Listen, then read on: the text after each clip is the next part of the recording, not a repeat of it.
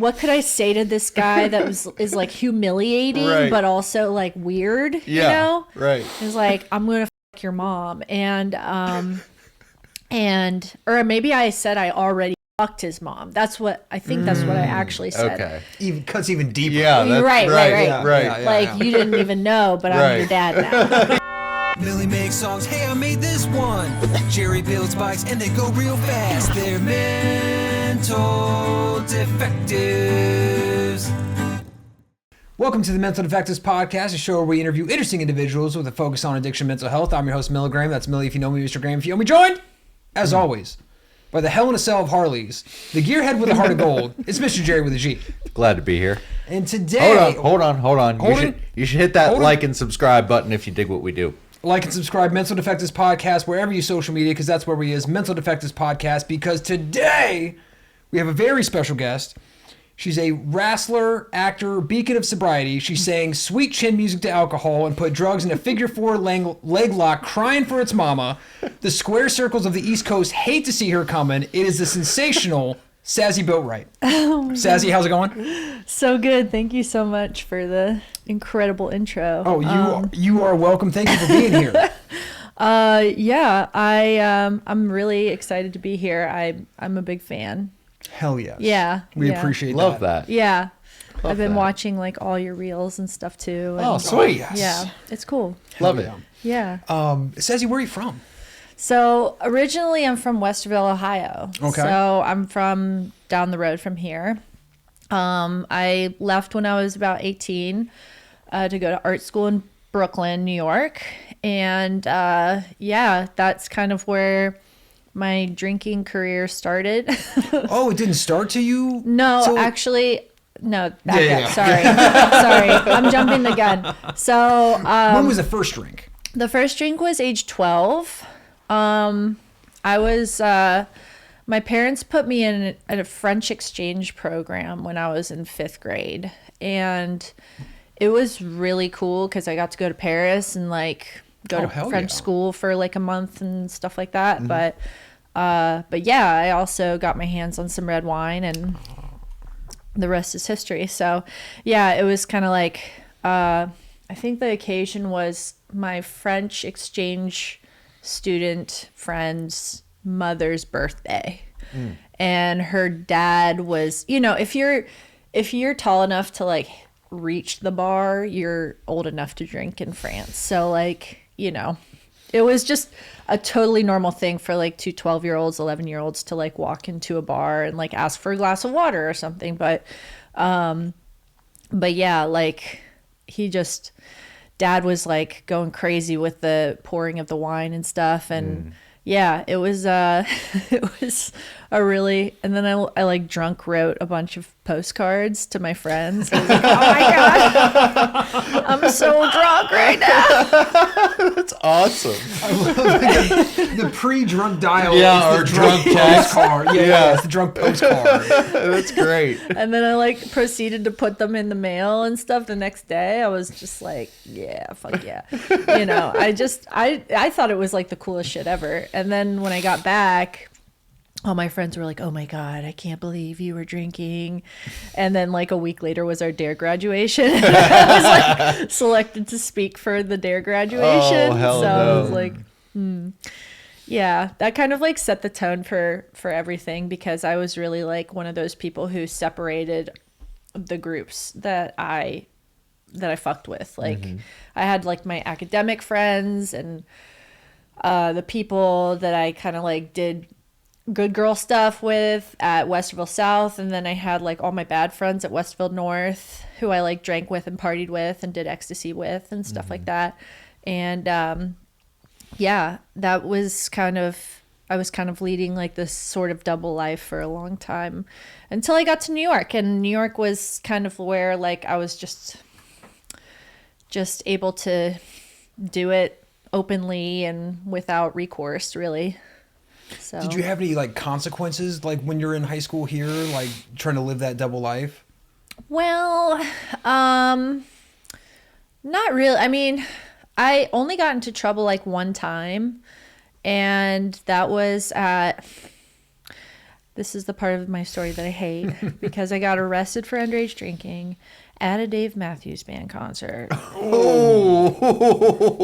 in the parking lot. Hell yeah. I didn't even get into the concert. Like, Nice. No. like the Delaware County Police just like descended on our car, Oh, shit. like all undercover and shit. Did they crash into you? Oh, come on. I warned you yesterday that you would be getting terrible jokes.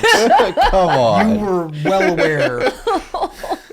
Okay, so you're in the parking lot of you're in the parking lot of a Dave Matthews Band. The Delaware PD pulls up on you. What happens? They're like, get out of the car, you know. They're like knocking on the windows, and they're all wearing like Aerosmith t-shirts and ripped up jeans. Oh, they're like 'cause undercover? They're like They're, like, undercovers. Get out of here. Yeah, they were undercover, and they were like taking all these kids, like hundreds of kids, to like a holding tent. They had like set up 2 big like wedding tents essentially, and then they had like 3 like semi trucks, like empty semis, Yeah. where they were also putting kids in holding. And I had this friend who was an exchange student from Brazil with us, and like she was screaming and crying because she was like being arrested by American police. Oh my god. Yeah. She was like so freaked out. And yeah, I've never seen my mom that mad. Like my friend ended up taking his older brother's ID to like buy, and he was loaded. Like he was driving us around, and like that was the bad part. But I had like a half a Bud Light in me. Like I was not drunk. And they got all of us into the holding tent. Like my first question, because I had just been accepted to Pratt like a couple months prior, and I was like, is this gonna affect my college education? They were like, no. I was like, okay. Like, yeah, couldn't be further from that. Like also it being art school, like they just don't. Right. Kids were like going in and out of rehab all the time at art school. It was Yeah. crazy. But like, yeah, so we were all in handcuffs in the big holding tent, and my super drunk friend who had stole his brother's ID, who was also a Marine or something. He was like in the armed forces. So that was like doubly bad, because like if his brother willingly gave him the ID, then he would be dishonorably discharged. Ooh. But if he didn't, then it's like more legal trouble for my friend. Yeah. Right. So That sucks. yeah.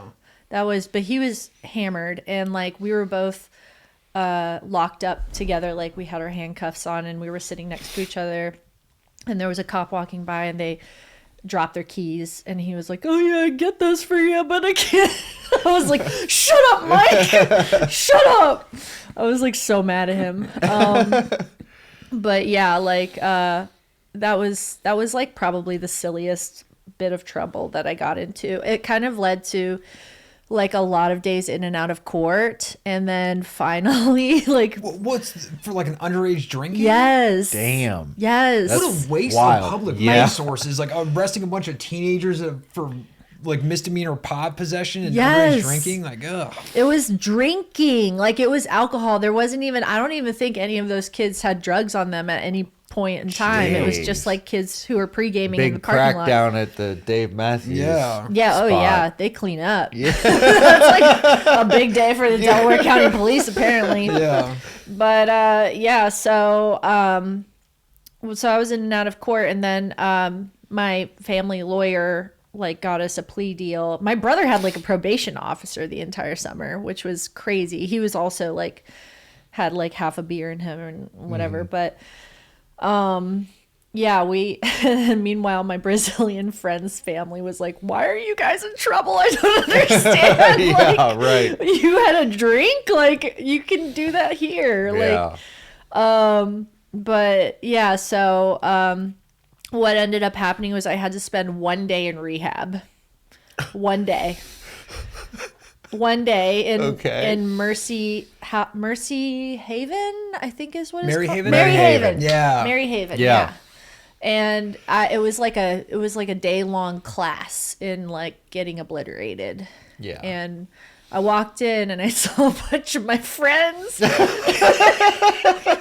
I was like, how'd you guys get in trouble? They're like, Family Values Tour. Oh, hell yeah. Yeah, I was Hell like, yeah. damn, okay, fine. But yeah, that didn't deter me from like partying and stuff. I mean, that summer I spent most of my time rolling with my friends in the countryside, you know, running around cornfields and stuff. Yep. Hell yeah. Looking at what do you call those? Like the big electric subdivision kind of, you know, the big glowing like electric things that are like freestanding in the countryside, some like power plants. Oh, Okay. yeah. Okay. So we would like go drive around the power Yeah. plants and be like, oh my God, the lights. They're so amazing. Right. The lights, the corn. Right. Yeah. It's all Right. coming together. Or just play like DDR in the basement. Yeah. It was like really methy ecstasy we were getting that summer. So it was, yeah. I don't know. I had a lot of fun with it. I was like, this is great. Right. I could do this forever. You know, and yeah, it was kind of like a weird summer where it was still kind of the double life thing because, you know, none of my South friends knew that I was doing drugs and, you know, I was doing these with like kids from another high school and kind of like, I don't know, just like letting it rip before college started, I guess. Yeah. But yeah, so then you get into art school, and what were you going to art school for? I was going for fine art. Okay. And And this is in Brooklyn. Yeah. Okay. Nice. My concentration was in sculpture. So what people think that means like I was doing a lot of like, you know, molding of clay and of figures and stuff like that. I wasn't. I was doing a lot of like, because at the time like there was like a big push for new media, like video art and performance art and installation work and stuff like that. That's what I became really interested in, and sculpture was kind of like a catch-all for that sort of stuff. And so I would do a lot of like video. I would do like a lot of performative video, and then like build out a space for the video to be in, you know. Okay. Yeah. Sure. And like, yeah, mostly that kind of stuff. So I was doing a lot of like work on the computer. Like in those days, it was Final Cut Pro was what we were using. We're a Premiere Pro production around here. Yeah. I'll let it slide I know. because I know the time frame you're talking about. It was a Final Cut era. It was a Final Cut era. I think iMovie was even involved at some point Hell yeah. for something. But yeah, it was a really interesting time because I got to know a lot of people doing a lot of interesting work, kind of like incorporating technology and fine arts principles into work. It was like it was a really interesting time because it was kind of like the shift from traditional art to like how do you monetize video art, right? Like Yeah. nowadays it's like NFTs, like, but that's not even really, that's starting to kind of like fall by the wayside apparently or something. But yeah, it was kind of like how do we monetize, or how does one become a blue chip artist by like making digital work? The Mental Defectives podcast is brought to you by Milligram's new EP, More Is Always Better. 6 electrifying tracks available on all streaming platforms. I really loved art school, but you know, I was drinking a lot, I was using a lot, and I kind of like crave going back to school sober, you know? I just like kind of would like to know what that experience would be like. Because I always had like a studio space and stuff, but my studio space was also outfitted with like bottles of Barefoot from, you know, red wine. And Yeah. usually like a gallon of Barefoot, like somewhere in my cabinet or whatever. They sold it for really cheap at the liquor store nearby. It was like $11 for like 2 bottles. It was crazy. Was it vodka or? No, that's No, wine. barefoot wine. Yeah. Oh. Yeah. Yeah, it's not good. It's cheap wine. It's really yeah, bad. yeah. Yeah. No, Yeah. I'm thinking barefoot, like. Like a bear's foot. Yeah. Yeah. And you're talking barefoot, like no shoes and socks. Yeah, Correct. that's right. Got it. Like bare Okay. feet in the sand. Yeah. So okay, so when you get to art school, like, do you hit the ground running with like drinking and drugs, or like it takes a while to like find that crowd? I can't imagine you have to look too hard in art. We've interviewed a handful of people who went to art school. It didn't Yeah. seem like they had that hard of a time. Yeah, it was finding kind of that like crowd. it wasn't, you know, there. I mean, it definitely wasn't hard to get my hands on alcohol, but like finding the drugs and stuff was a little trickier. And when it ended up happening, it would always be like somebody's friend Yeah. got whatever, and you know, it'd be like 10 kids in the bathroom, like all trying to like cut out their little line and you know, whatever. Yeah. But we started getting this. I feel like this is morally abject, but we started getting our drugs from like a child in the projects. So Okay. named G. G would hook us up with whatever, just like weed and cocaine and Yeah, stuff like that. And yeah, he was probably 13.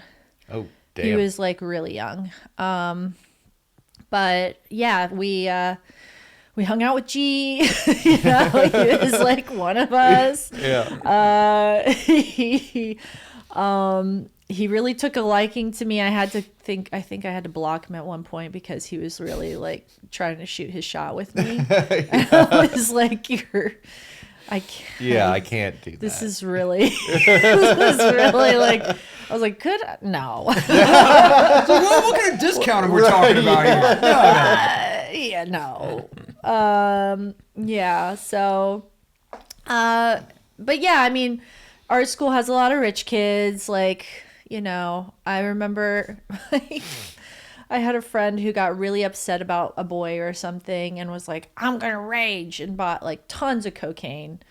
And then we proceeded to watch her roommate cook it all down because he was like, I know how to make crack. And like art school kids trying to make crack means you're just like Wasting throwing it. You might as well just like put it in the toilet because Yeah. he cooked all of it away, and then we all tried to take a little hit of this like tiny little rock, and I was like, this is a low. This is a low. That wasn't Yeah. the bottom, but it Right. was like, I was like, man, this is not cool. Yeah, like, right. decidedly. So yeah, that was one experience in art school. But yeah, it was kind of a, you know, my drinking and my use got heavier in art school. It was more socially acceptable, but that's like the first time in my life that friends started going to rehab. Like I had like a friend who I was doing some creative projects with. She was kind of a new friend, and we had this like performance and we were celebrating afterwards, and she took me into the bathroom and she was like putting cocaine on the back of the toilet, and I was like, cool.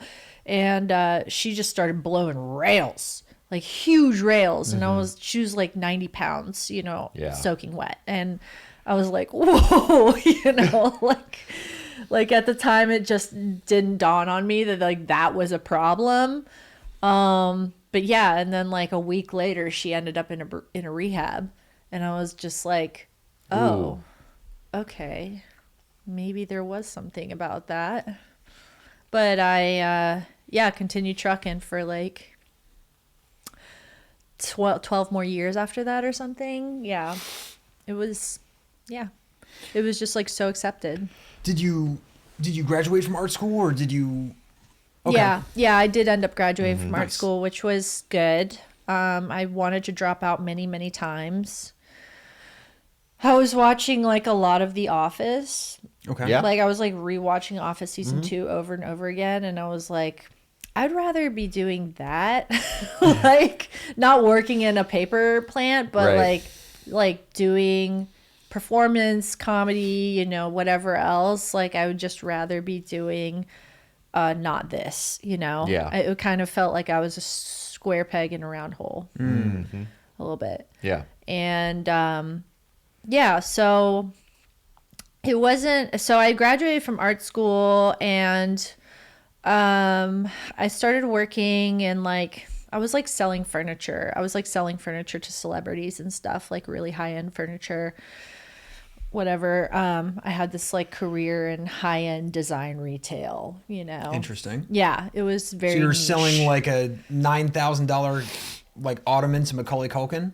I was selling $9,000 sofas to like Natalie Portman and Benjamin Millepied when she was like winning an Oscar for Black Swan. Wild. You know, yeah. Nice. That's cool. Yeah. Yeah. Like it was really weird. Like Jason Statham and Rosie The Huntington. beekeeper. Yeah. He walked, Yes. Yeah. Oh my god. Yeah. Right. he walked in one time Transporter. and I was like, who is this dumpy dad? And then he came closer to me. I was like, oh my God, it's Jason Statham. Like, It's the "Ah." beekeeper. Yeah. Oh yeah. He like looks like the dumpiest dad in person. Because he's like bulky, and then he wears like chinos and a button-down shirt that's like tucked in, and I was just like, why do you look like this? What'd you know. sell him? I don't remember. He was looking at a bunch of stuff because like we were inside a complex called ABC Carpet and Home, which is like the big rich people's like place to buy furniture in Yeah. Manhattan, and they were just like shopping the whole place. Yeah. So I think they were looking at, I don't know. It was also like one of those things where it was like one of their first public outings as a couple, and I think they were just like Let's throwing just- their weight around a little bit or something. I don't And know. so you get like commission off that? Like a Nice. Yeah. it's just I made something good I think money a job there. I've never Yeah. I mean, I guess somebody's got to do it, but you just never think that's a job. Like, Somebody has to sell furniture to the stars. Like somebody has to do it. Yeah. you Yeah. know? So I was out there doing God's work for a little while. You know, and like I was pretty miserable. It wasn't really what I wanted to do. And like I decided to pivot into being an actor like in 2012, 2013, kind of that area. okay. And yeah, it was kind of a weird time because like alcohol was a constant in my life. Kind of tapered off the drugs, you know. I got into a relationship. I was kind of like settling down, you know. But like there were periods of time where I was like trying to set rules for myself, you know. I was like, I'm not going to drink liquor for like this period of time, or like I'm not going to drink this sort of alcohol or whatever. And yeah, so that's yeah. And I was kind of like looking into acting programs, and like I don't know, I felt very driven at that particular period of time. But then there was like, you know, like Hurricane Sandy happened, and I don't remember any of that because I was drinking hot toddies the entire time. I was like, Yeah. Sure. I remember we pulled the mattress into the living room, and we were just like drinking hot toddies and watching bad horror movies the entire time. And I was Hell like, yeah. I was kind of like okay with that. Only a true alcoholic goes through like a lengthy period of time where it's just like one thing, like Hurricane Sandy, hot toddies, that's it. Like, yeah, I went through an yes, extensive White Russian phase. Yes. Oh, yeah. Yes. What's the one where it's like a sour, like a lemon Whis- juice and whiskey or whiskey whatever? sour? Whiskey sour. Oh, yeah, yeah. yeah. Whiskey sour. Whiskey phase. sour, Yeah. yeah. Yeah. Yeah, same with all of those. Like, I was like, Certain oh yeah, time periods. I'm a white Yeah. Russian guy, you know, Yep. for whatever. But yeah, so I became an actor. I worked as an actor for about 10 years. Did a lot of different odd jobs during that time.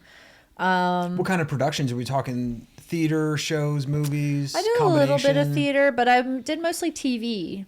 Okay. Yeah, so I've had like little tiny roles on like Blue Bloods, FBI, Law and Order, pretty much all of the cop procedurals that are shot in New York, I've had a role on. Did you get to play a dead body ever on Law and Order? No. Oh, that'd have been so They cool. reserve that for the stunt people, and I met this super cool. What kind of stunt is that laying on the ground? They just like call these people up and they're like, "Yo, you want to be a dead body for a day?" And they're like, "Okay, yeah, I'll collect a really easy paycheck." Like, laying To there. literally lay down Yeah.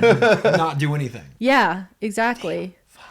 I know. And she was so cool. Like this stunt woman that I met, she was the dead body for Blue Bloods. And she was like, yeah, I've been doing this for 17 years. And I was like, how'd you get into it? She was like, I don't know. I was just willing to like get hit by a car one day. I was like, that is the most, she was So cool. I think she was actually from China. And she just was like one of those people who like fell into it, like literally. Yeah. Sure. Literally, like when she was like a teenager or something. And I was like, damn, that's what I needed to do. You know? Yeah, Like, yeah. I wish I got hit by a car when and got paid for it. Right, Or right. whatever. I don't know. But yeah, so yeah, I did a lot of stuff like that. Auditioned a lot for like all the TV shows and movies that were shooting in New York at the time. It was kind of a good time to be an actor because like New York had kind of a boom for like the first part of the 2000s, 2010s, I guess. And yeah, so I got in on that a little bit, but it never really, you know, it's just a classic New York actor story. It didn't really ever take off the way I was hoping it would, you know. Yeah. I think like I got cast in a podcast series by John Cameron Mitchell, who I don't know if you know, like Hedwig and the Angry Inch, or what else? He's directed a lot of things and whatnot, but he was like a big influence to me in art school. So that was like a really full circle moment to like work with somebody like him. Oh, yeah. For sure.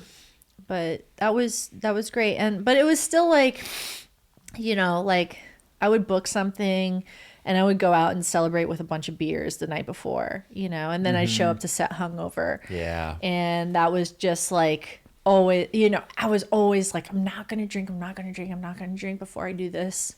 And then I would do it anyway, you know, just like over and over and over again.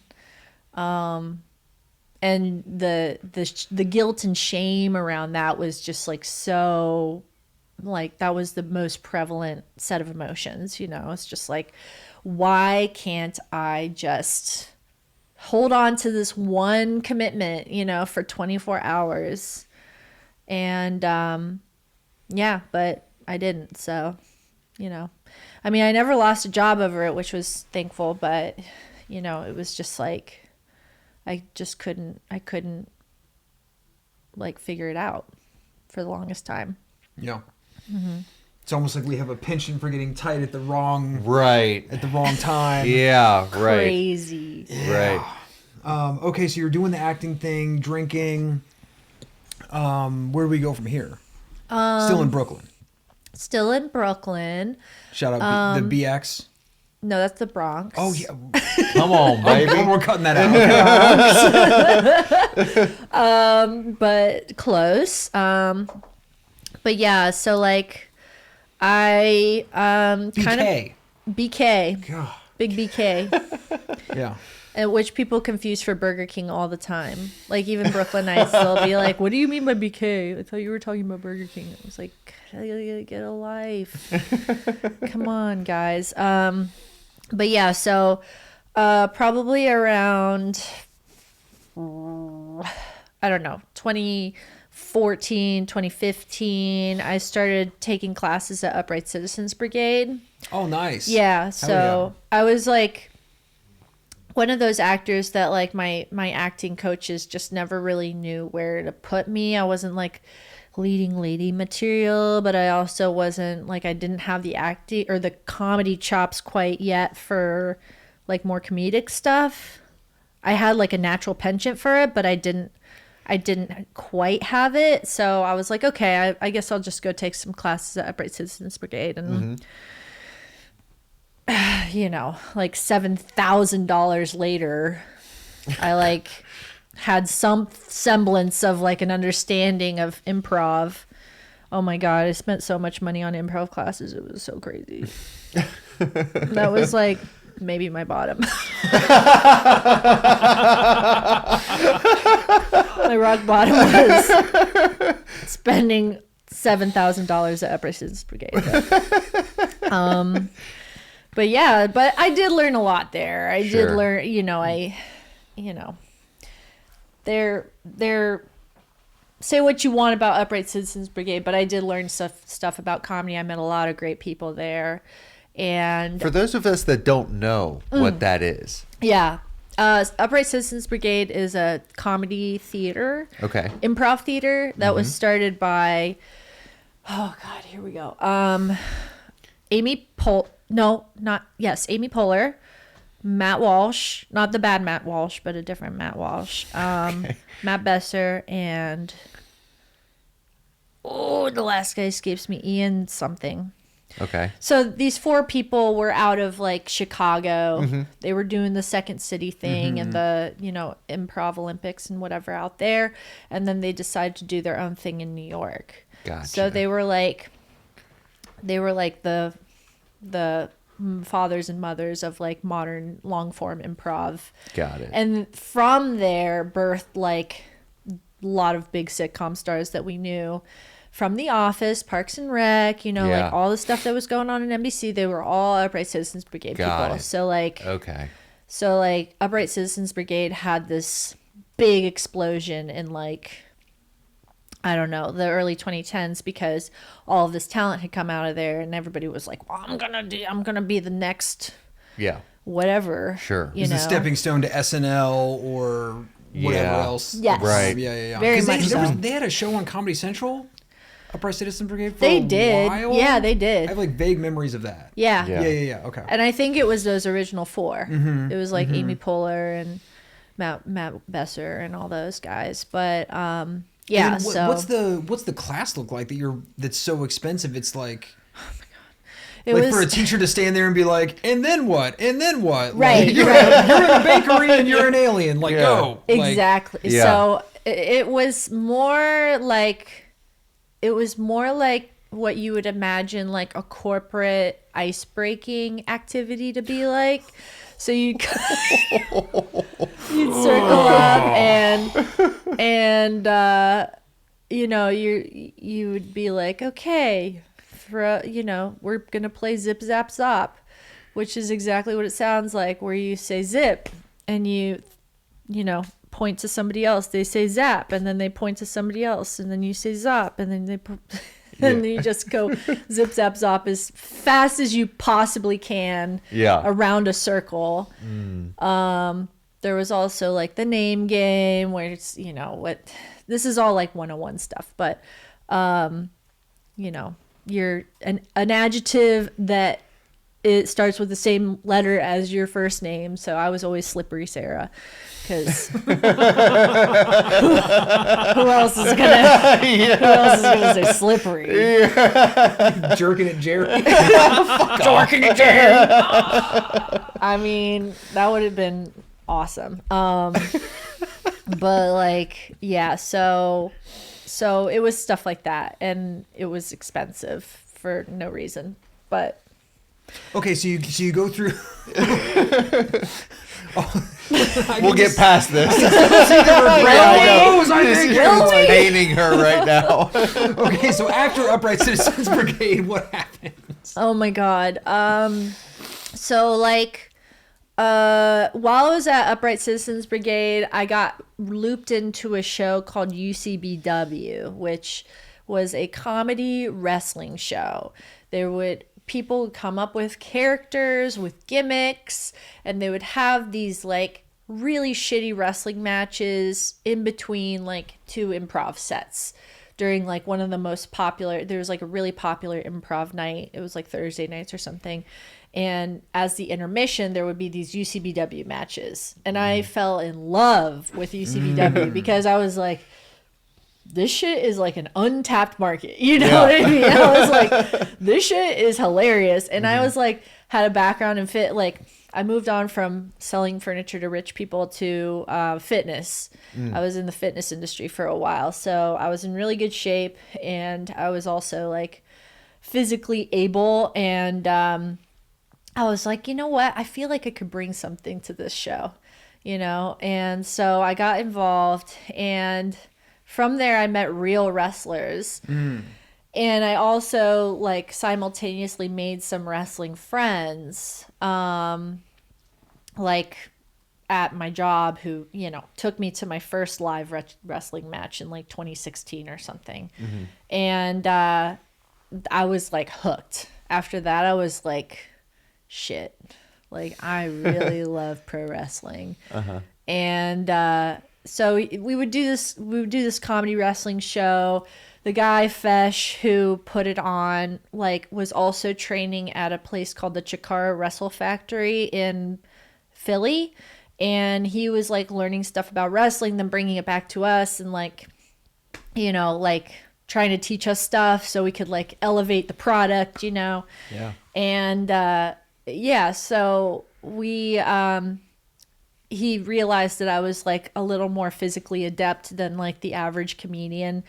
And he was like, okay, well, maybe we can do like a tilt-a-whirl DDT. And so we would rent a rehearsal space, and he would teach me how to do a tilt-a-whirl DDT on like a hardwood floor. And I was like, okay, cool. Right. So like 19 concussions later. Right. Yeah. Right. So like when I, fast forward to when I started training as a wrestler, I knew how to do some of these high spots, but I didn't know any of the basics because we would just like rehearse. He was like, yeah, I think it'd be really cool if we did a head scissor. And like, so I knew how to do like a head scissor, but I didn't know how to like lock up with somebody, Oh, So, wow. Sure. Yeah. Okay. Yeah. And still drinking throughout this time. Okay, so actually, no. So I jumped ahead a little bit, but so I was still drinking through 2015 into 2016. So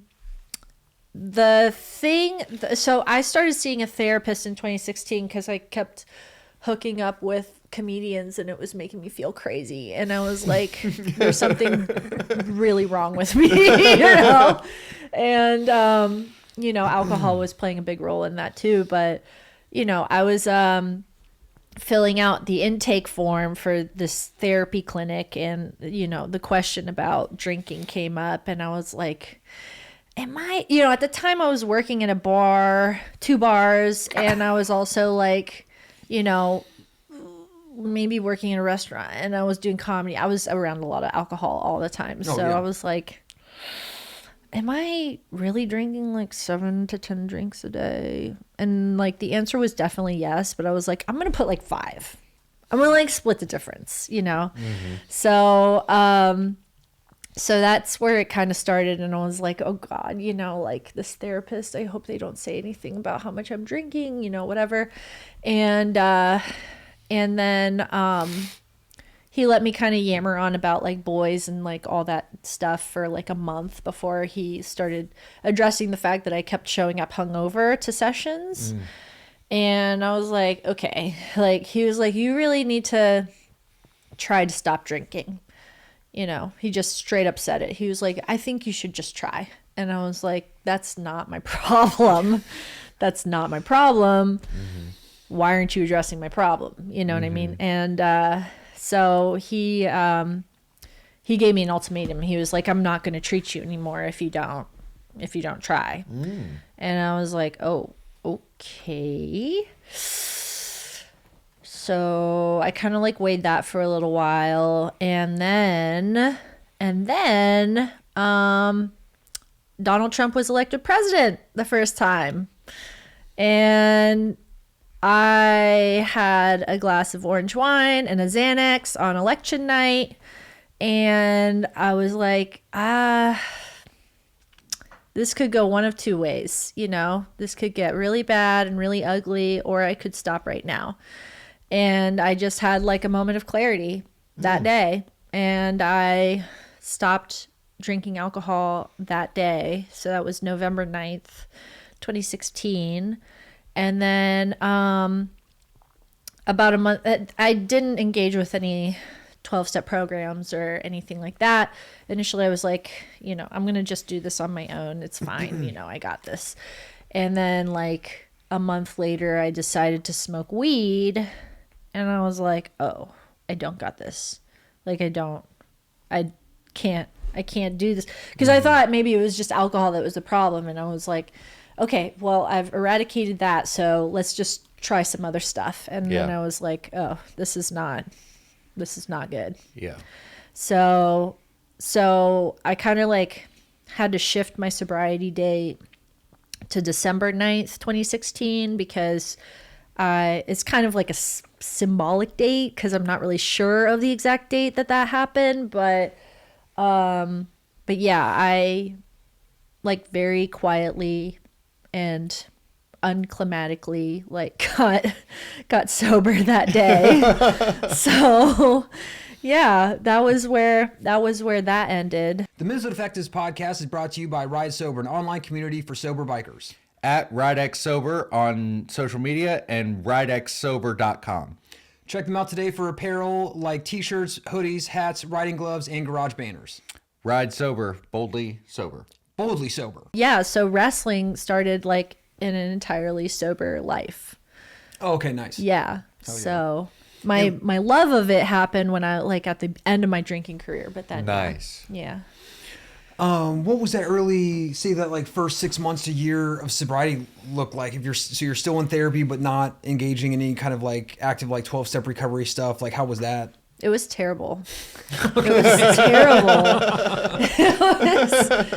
It was like very lonely, and I think I went like 3 months without doing any kind of 12-step stuff. Mm-hmm. And like not talking, just like trying not to change anything about my life. Still hanging out in bars all the time, still hanging out with the same people, whatever.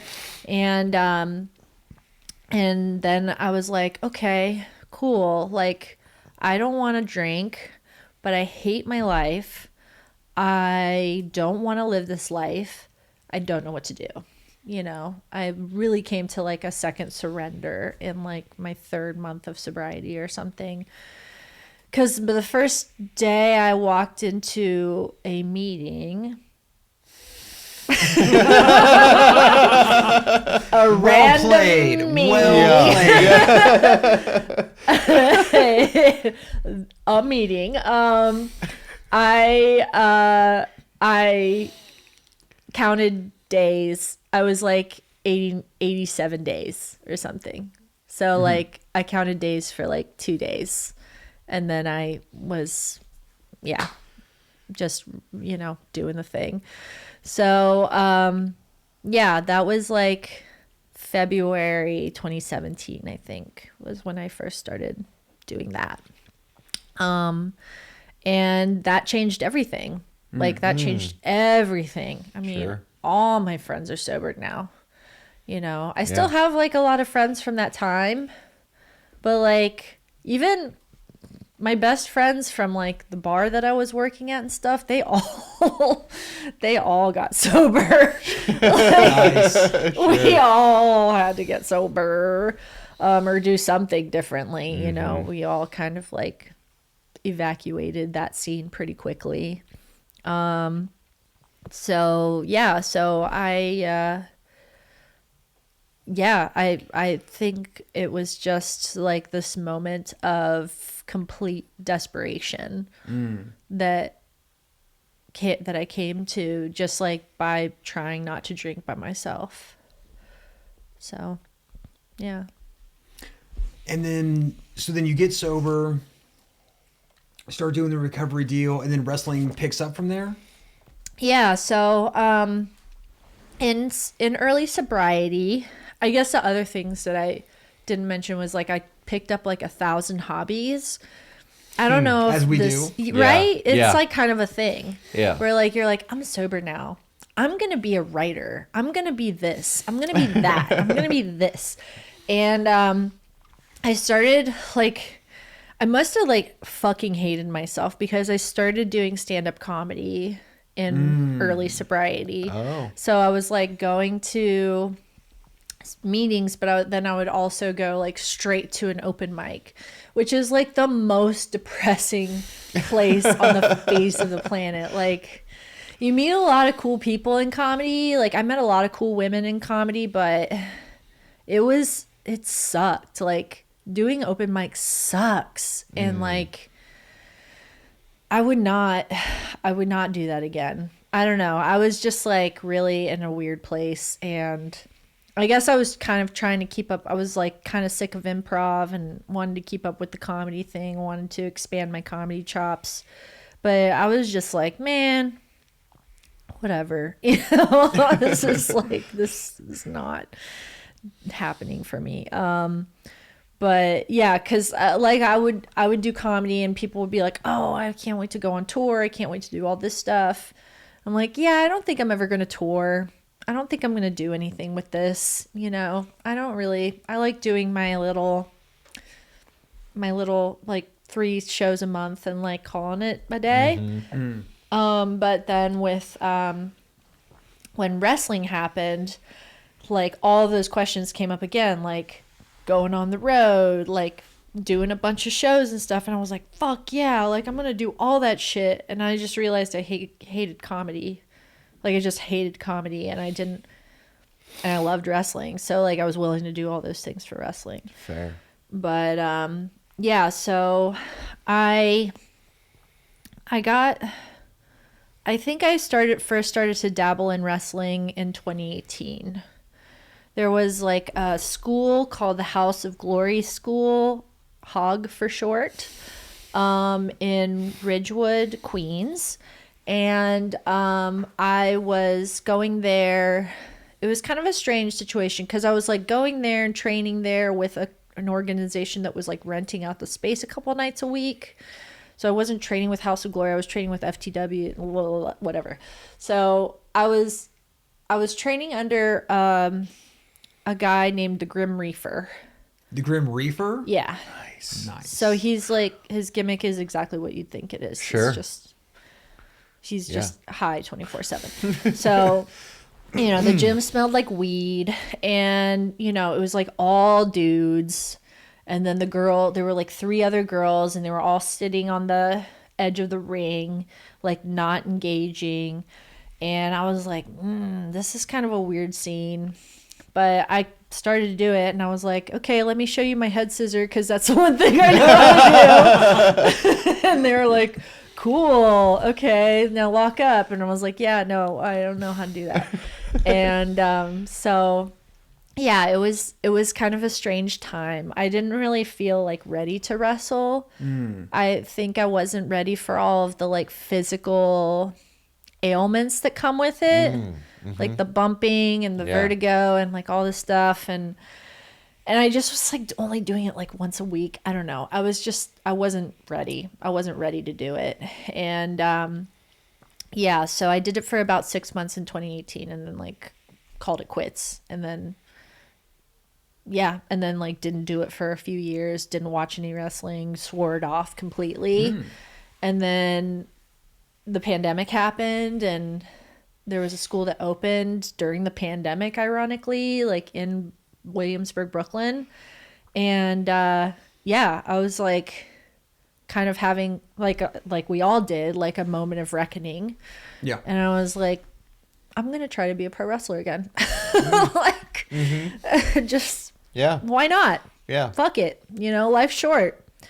A million people have died during this pandemic, and I'm not going to just sit here and watch Blue Bloods anymore, or whatever I was watching at the time. I think it was I don't remember, but I watched a lot of TV during the pandemic. as we all did. Yeah.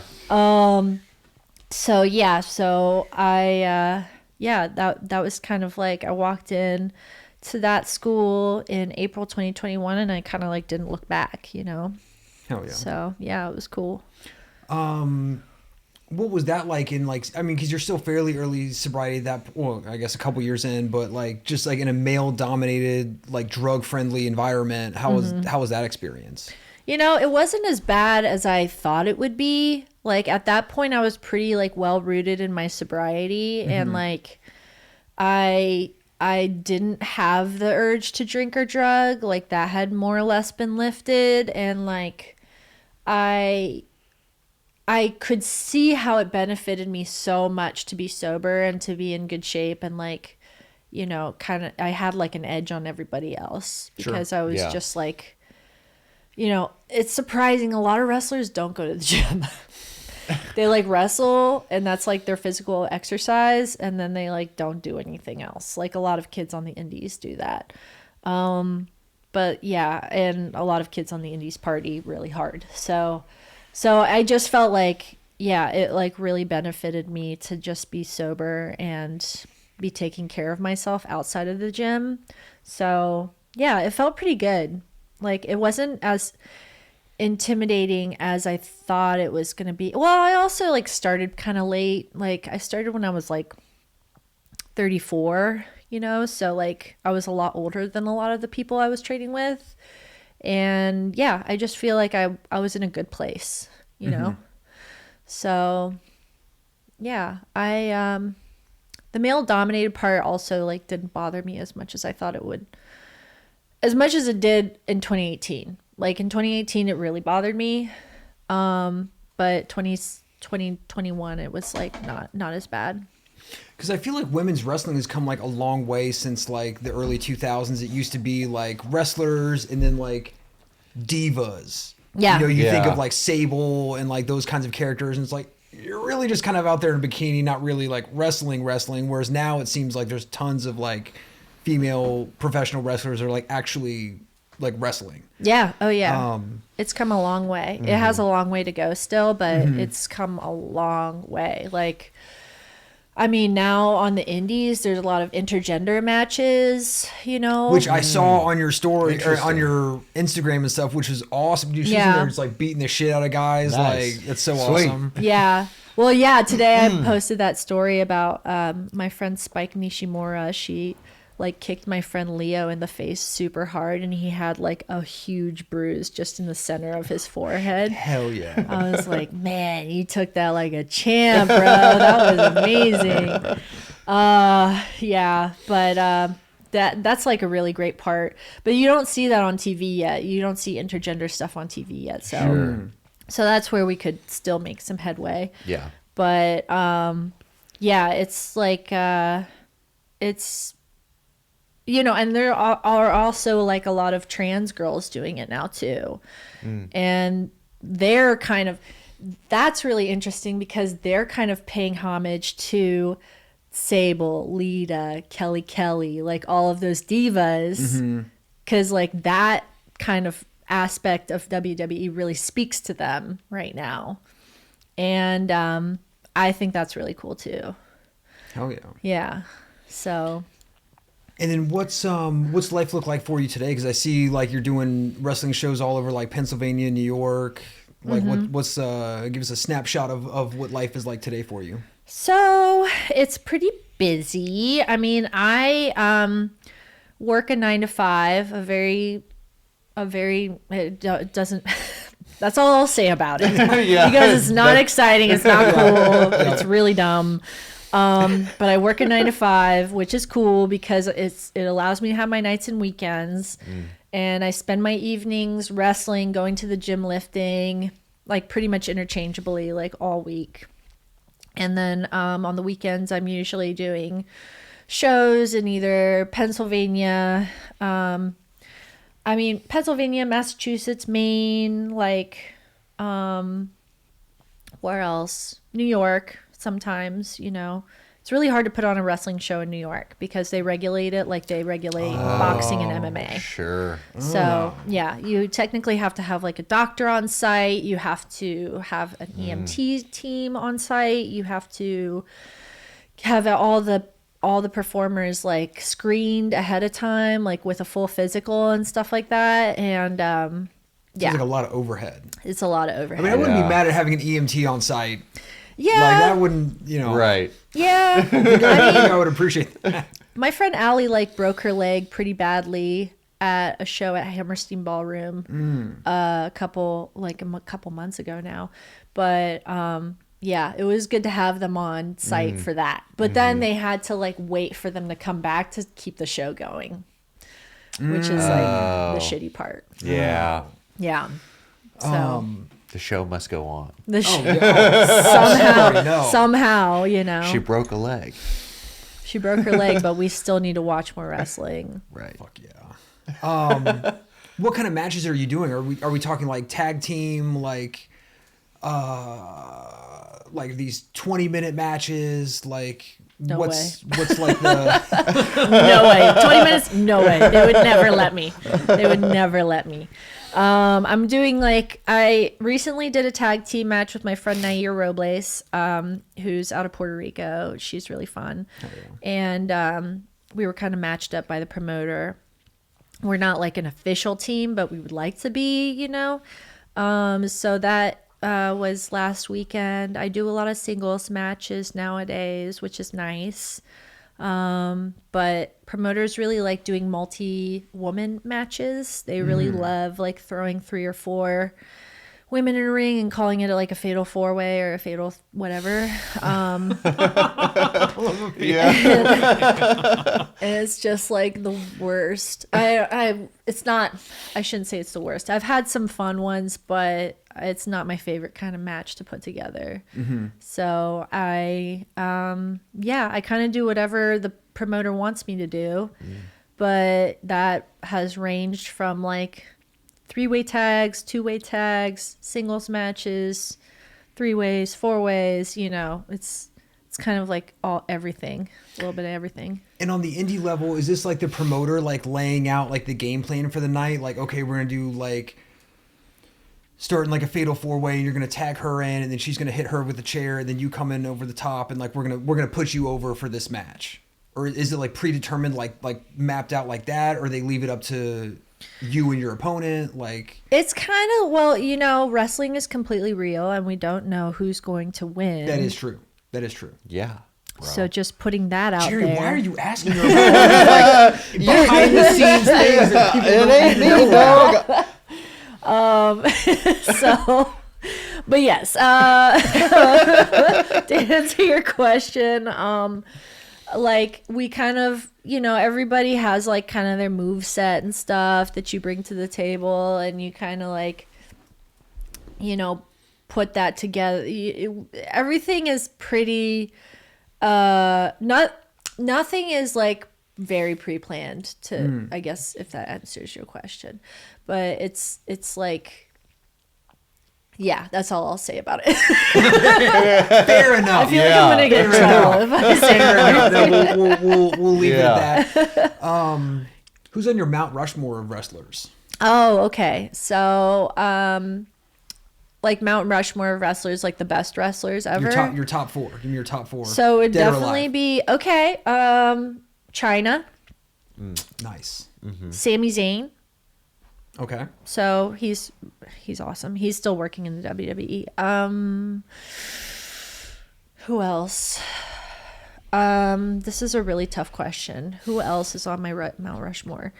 God, if it were a different time, I would say Ric Flair, but he's in too much trouble. He's such a bad person. I would say, okay, so I've got China, I've got Sami Zayn, I've got Eddie Guerrero. Nice. Yeah, for It's a sure. deep cut. I like it. Yeah, and then who else did I really like in high school?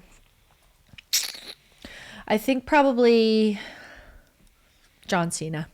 Yeah, it would have to be John Cena. Okay. Have to reserve that last spot on the mountain for him. I'm not mad at that. Yeah. Big fan of the jorts. Oh, come on. He started jorts. Absolutely. And then Jerry, you were saying your favorite wrestler was Val Venus. Oh, really? Oh yeah, Jerry's a big Val Venus fan. Oh, are you? Tell me more about that. Tell me more about your Val Venus love.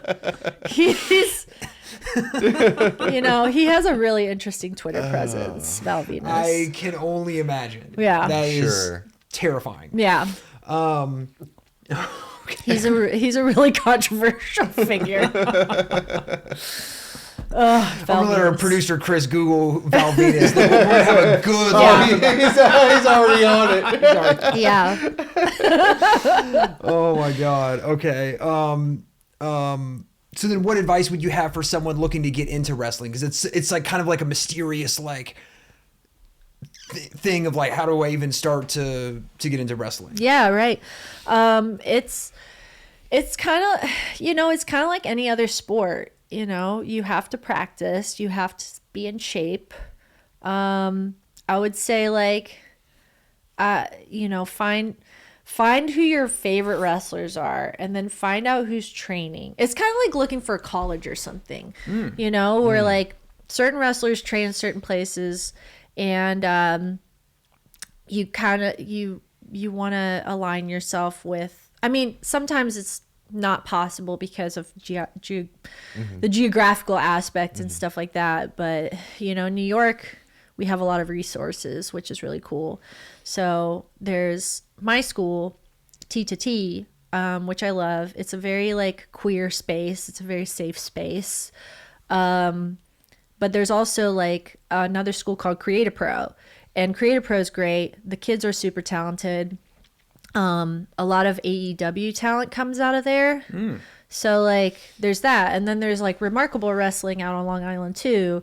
And they're kind of a newer school and they have a lot of really great talent as well. But like, you kind of want to look for, you want to find a school, you want to see if it's reputable, you want to see who's come out of there. And then like, I would say like, take your time working on your gimmick and who you are as a wrestler. Like that will come in time. A lot of people come in with really strong ideas about the kind of wrestler they want to be and stuff like that. And it's like, you just don't know how it's going to all unfold, so being open to the process like that. Yeah, that's probably what I'd say to somebody who's starting out. And how did you land on like building your character? Like, what was that process like? So the first idea that I had for my character came from a book I was reading called The Sisterhood of the Squared Circle. Who's the author? The name completely escapes me right now, unfortunately, but it's a really good book. It's like a really good resource, for like girl wrestling history.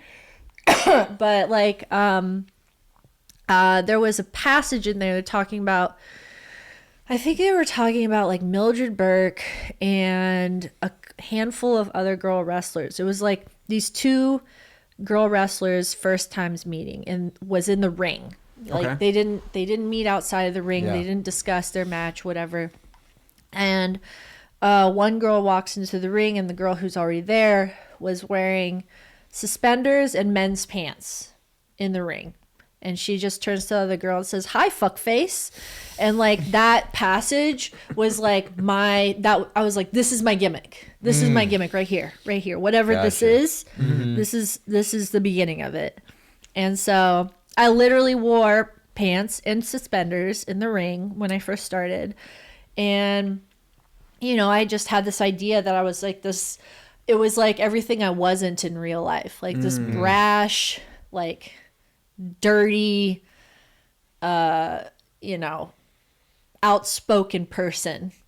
And that's kind of what it's turned into. And then like from there, okay, so like there was this one time in class when I cut a promo on another classmate, and I said that I was gonna fuck his mom, like in the promo, and like the class exploded. Like it was like my trainer like ripped his shirt off and threw it across the room. It was insane. Like it was an insane response to something that I didn't think was that insane. But I was like, what could I say to this guy that is like humiliating, but also like weird, Right. It's like, I'm going to fuck your mom.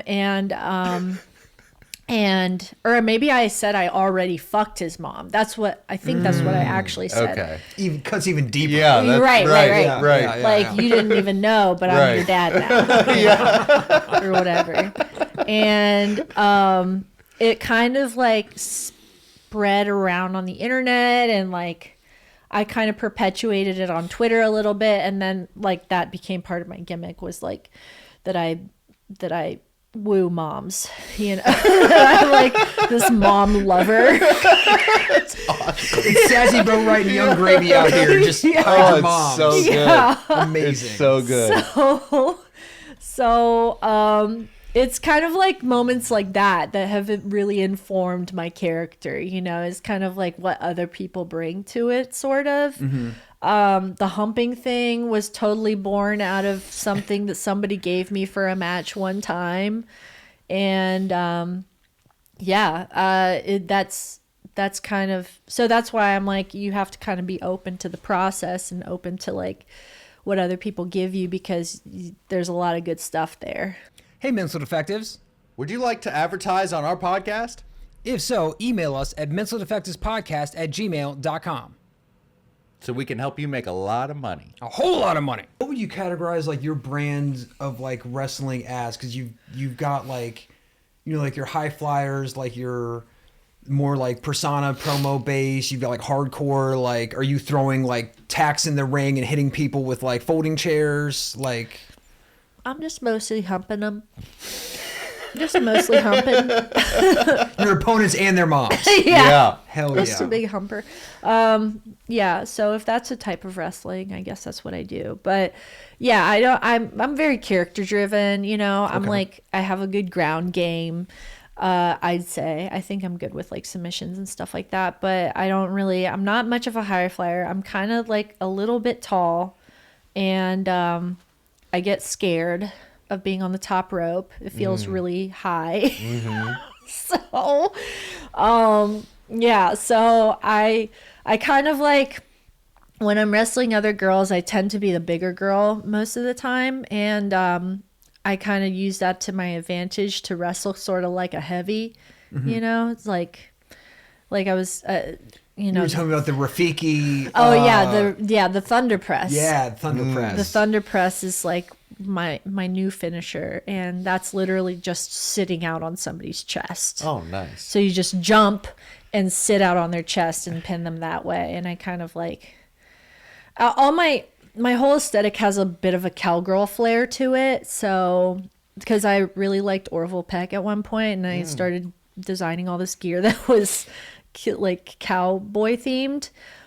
So, you know, I'll sit out on their chest and kind of give one of these things. Yeah. and, Oh, like, hell yeah. yeah. You know, like, Yeah.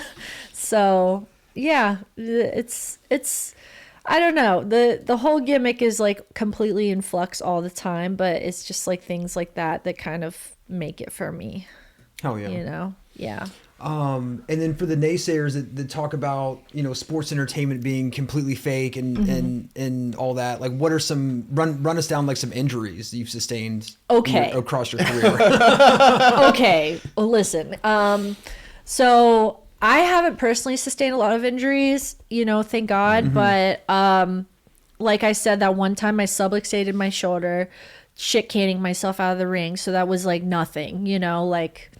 And that's like the shoulder popping out of socket. Yeah. And then you guys, it popped back in on its own? Yeah. Or? Okay. I was like, oh, no. And then, like, it just, yeah, my friend saw it, like, pop back in. And I was like, oh, God, no. That's no. But, yeah, so my friend Allie Catch, like, broke her leg doing a suicide dive, which is not, it's... Suicide dive sounds crazy, but it's literally just diving onto your opponent from inside the ring to outside of the ring. Your opponent essentially catches you, or, you know, you're supposed to, that they break your fall a little bit. And she just, I don't know what happened. It was like a twist. It was, she just twisted, and like 2 bones in her leg broke.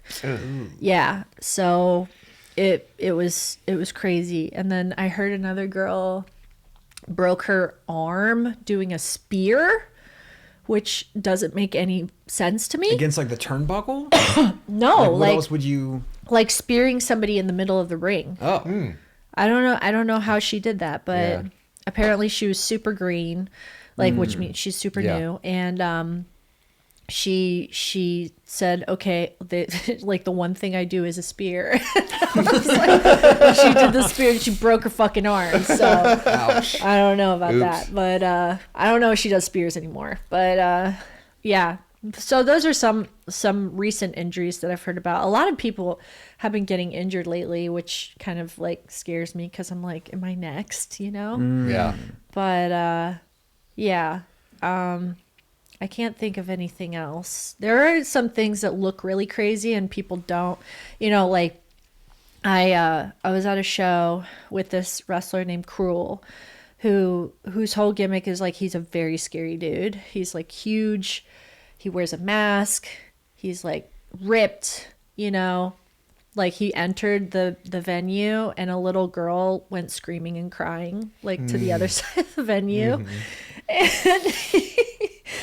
And he was in the ring and his opponent smashed him over the head 7 times with a door, like trying to break the door over his head, and it wasn't breaking. So he just kept doing it over and over and over again. And afterwards he was like, I was like, hey man, is your head okay? And he was like, yeah. He was like, what happened to my head? I was like, oh yeah, the door Got maybe whacked by a door. happened. He was like, no, my finger though. And what happened was his finger like popped out of its socket and went sideways during the match. And he just, in character, kind of like looked at it and just popped it back into place. And I was like, that is badass. Intense. That's like some Mick Foley level. Yeah. Hell yeah. Opinions on the state of professional wrestling today? Oh, I think that it's Because like we touched on, like women have come a long way in like Yeah. professional wrestling, but it seems like you also have like every like 6 months, it's like John Cena's coming out of retirement, like here comes The Rock, like every professional wrestler, Stone Cold has a podcast, The Undertaker has a podcast, like the Vince McMahon documentary, like right. The Vince McMahon documentary was abysmal in my opinion, and you know, like. I know this is going on a podcast, and I'm not going to tell you to cut it because I just think that podcast did not do its job. I mean, that documentary did not do its job. But yeah, but I think like, you know, there's WWE, there's AEW, there's like a lot of TV wrestling right now. That's cool. There are a lot of opportunities for indie folks to like get on TV.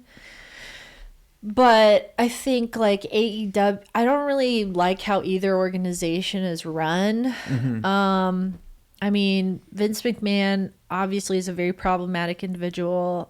He's kind of like not running the show as much as he used to, I don't think nowadays. But, you know, like WWE has yet to like put trans folks on the TV, you know, and like they have yet to do an intergender match or like really kind of like break gender norms in any kind of way, shape, or form. Like they recently did a house cleaning and it happened to be a bunch of queer folks that they fired, you know, and it's just stuff like that, you know. I mean, I don't know if that's just coincidence or what, but I think that there's a long way to go in terms of representation on TV. And it's out there, like the talent is out there. It's just whether or not these executives want to give them a chance, you know? Sure. So it's kind of like, it could be a really exciting time, you know? I mean, there's a lot of opportunity for change, but the powers that be are like pretty old fashioned still. Yeah. Which is just like a tale as old as time, but you know. But listen, Honora swept at the Oscars, so anything's possible. Absolutely. So what advice would you have for somebody new in sobriety or freshly sober? Yeah, freshly sober. Like, yeah. Don't quit smoking. Hell yes. Don't quit smoking. Everybody's like, I'm going to quit smoking and drinking and doing everything. And I'm like, don't don't ruin yourself like that, I And wholeheartedly agree with that. I have enough of your pro-cigarette agenda on this show, Jerry. I'm just saying, dude. No, but that's for real. Like, because people get sober and they're like, Yep. I'm going to quit drinking and doing drugs. Great. Just stop there for the first 6 months or a year. Then work on stop smoking cigarettes, stop eating bad food, start getting people. I feel like you try and take on too much all at once. And it's exactly. Yeah. Right. Exactly. And I think that's going back to having a million hobbies thing, right out the gate. Yep. I suppose that's cool too, but I think I would just say the normal stuff, take it one day at a time and give yourself a lot of grace and realize that every day that you don't drink is a success, Yeah. And I think that I would say, what else? Yeah, I think that it's really just about patience, having all the patience in the world to just give yourself the space to feel all the emotions that come up and all the things that will be addressed with sobriety, whatever that means, Sure. Inevitably things come up. Right. And emotions come up. But I have a friend who's 22 days sober, another wrestler friend. And he is now I remember why I drank. I can feel everything and it hurts. And I'm I feel that, Yes. Mm-hmm. Yes. I think he was mostly talking because he's a hardcore wrestler. So I think he was mostly talking about his aches and cuts pains. and I was blood. talking about the stuff like concussion that. and the 25 tacks We're over stuck in here his thinking arm. about our emotional pain. Yeah. Yeah, I was like, brother. Yeah, right.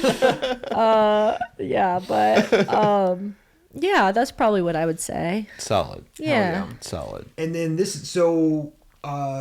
your episode's going to come out July 30th. Okay. Any upcoming shows people should be on the lookout for? Yeah, I'll be doing shows.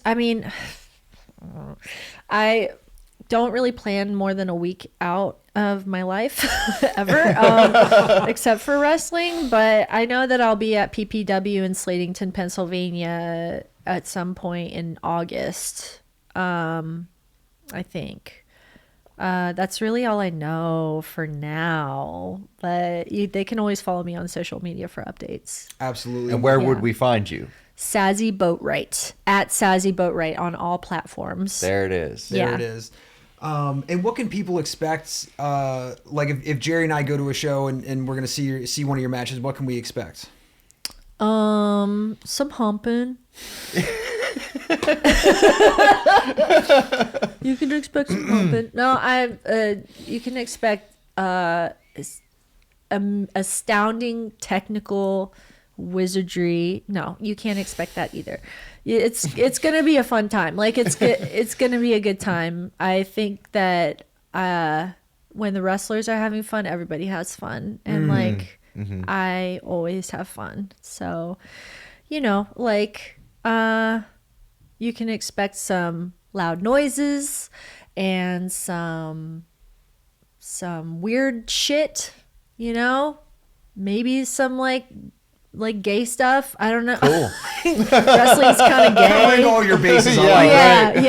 Yeah. Just a little bit of everything for everyone.